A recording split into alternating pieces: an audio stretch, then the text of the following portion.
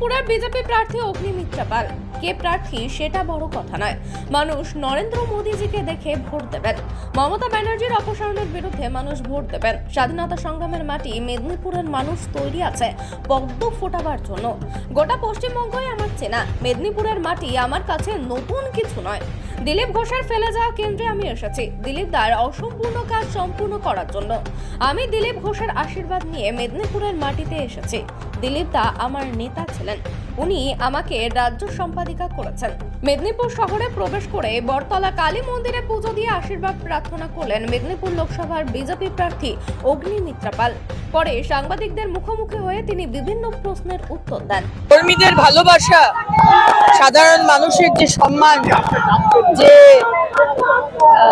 কি বলবো, যেভাবে আমাকে স্বাগত জানাচ্ছে, আমি অভিভূত, আপ্লুত। আমি আজকে মেদিনীপুরে এসে, মেদিনীপুর হচ্ছে আন্দোলনের ভূমি।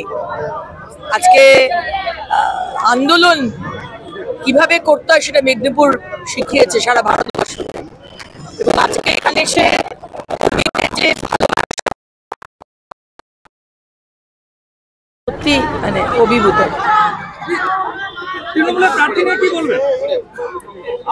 দেখুন, তৃণমূলের প্রার্থী বা সিপিএম এর কে প্রার্থী বা কংগ্রেসের, সেটা নিয়ে আমার কাছে খুব একটা ইম্পর্টেন্ট নয়।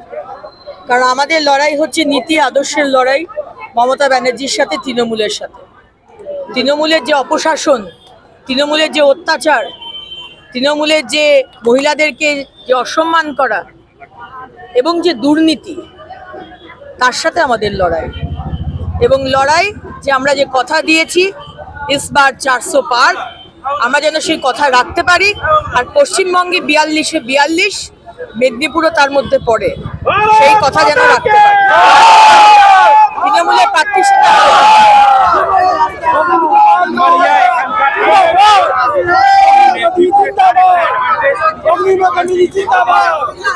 মেদিনীপুরের মাটিতে তিনি বিধায়ক হয়েছিলেন, বিধানসভা তিনি আগে বিধায়ক ছিলেন। মেদিনীপুরের মানুষের চেনা, মেদিনীপুরের মাটিটা চেনা, লড়াইটা কঠিন নয়।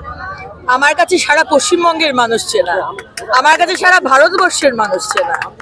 মেদিনীপুর তো পরিবার, সুতরাং সারা ভারতবর্ষের মানুষ মোদিজির কাজ জানেন। আজকে কে দিলীপ ঘোষ বা কে অগ্নিমিত্রা পাল বা কে শুভেন্দু অধিকারী, সেটা আমাদের পার্টিতে অন্তত ইম্পর্টেন্ট নয়। আমাদের পার্টিতে ইম্পর্টেন্ট হচ্ছে আমাদের যে ওই বুথ লেভেলের যে কর্মী দেখতে পাচ্ছেন, শক্তি কেন্দ্র লেভেলের যে কর্মী দেখতে পাচ্ছেন, মন্ডল প্রেসিডেন্ট, আমাদের জেলা সভাপতি, তারা হচ্ছে আমাদের কাছে ইম্পর্টেন্ট।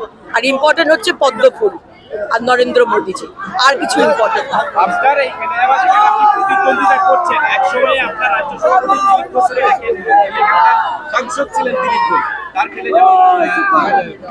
আমার কাছে এটা বিশাল পাওয়া। কারণ জানেন, দিলীপের হাত ধরে আমি পার্টিতে এসেছি। আমার বয়স 5 বছর। 2019-এ 23শে মার্চ দিলীপদার হাত ধরে আমি ভারতীয় জনতা পার্টি জয়েন করি এবং 1 বছরের মধ্যে দিলীপদা আমাকে মহিলা মোর্চার সভানেত্রী করেন। আর সেই দিলীপদার আশীর্বাদ নিয়ে আমি আজকে দিলীপদার কনস্টিটিউয়েন্সিতে লড়তে এসেছি। সুতরাং জিত 100%। ওইটা বলতে পারবো না। আমি তো পাখি নিয়ে বসিনি, টিয়া পাখি নিয়ে যদি বসতাম ধর্মতলায় তাহলে বলতে পারতাম। আমি তো আর রাষ্ট্রলার জন্য, কিন্তু মানুষের যে ভালোবাসা দেখতে পাচ্ছি, কর্মীদের যে ভরসা, তাতে মনে হয় বিরাট লিড হবে এবং সেটাই আমাদের টার্গেট।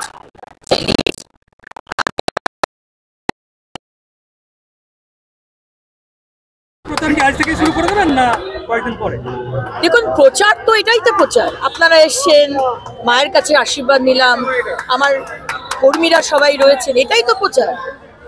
আগে বৈঠক হবে, সবার সাথে আলাপ হবে, আমার যারা সহযোদ্ধা তাদের সাথে তো আগে কথা বলবো। 1 সপ্তাহ এখন শুধু ওটাই চলবে, আগে দেখা করা, সবাইকে জানা চেনা, তারপরে মানুষ তো রয়েছেন, সাথে সাথেই হবে, দুটো কাজই সাথে সাথে হবে।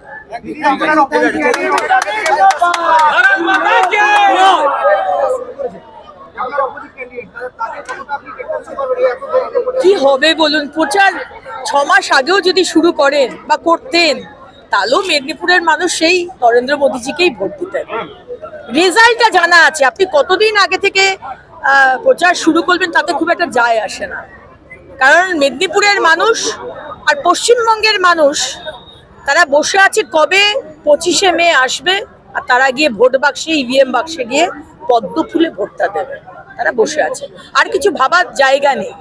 মোদিজি যা 10 বছরে কাজ করে দিয়ে গেছেন আর মমতা ব্যানার্জি যা অপশাসন করেছেন, সেখানে খুব একটা ভাবার বা চিন্তা করার জায়গা রাখেননি মুখ্যমন্ত্রী। বিজেপির লড়াইয়ের হাতিয়ার হচ্ছে মোদিজির কাজ, কেন্দ্র সরকারের উন্নয়নের কাজ, সবকা সাথ সবকা বিকাশ সবকা বিশ্বাস সবকা প্রয়াস। ধর্মের রাজনীতি নয়, আমরা ডেভেলপমেন্টের রাজনীতি করি, আমরা উন্নয়নের রাজনীতি করি।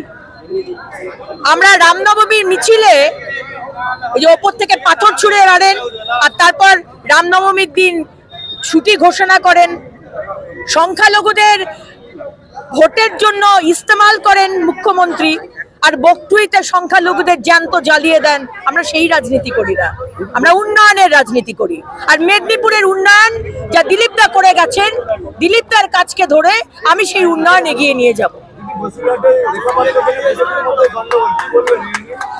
বিজেপির মধ্যে কোনো গন্ডগোল নেই। আজকে যে পোস্টার গুলো ফেলেছে সেগুলো সিসিটিভি ক্যামেরায় দেখতে বলুন, সেগুলো ফেলেছে টিএমসি, কারণ মমতা ব্যানার্জি ভয় পেয়েছেন।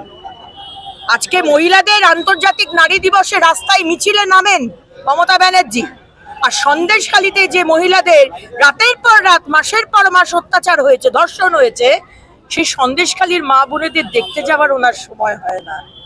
রিয়ালিটি শোতে যাবার সময় হয়, মোমো বানাবার সময় হয়, রুটি বানাবার সময় হয়, লুচি বানাবার সময় হয়, সন্দেশখালী যাবার সময় হয় না। এর জবাব রেখা পাত্র এবং সন্দেশখালী এবং বসিরহাটের মা বোনেরা দেবে।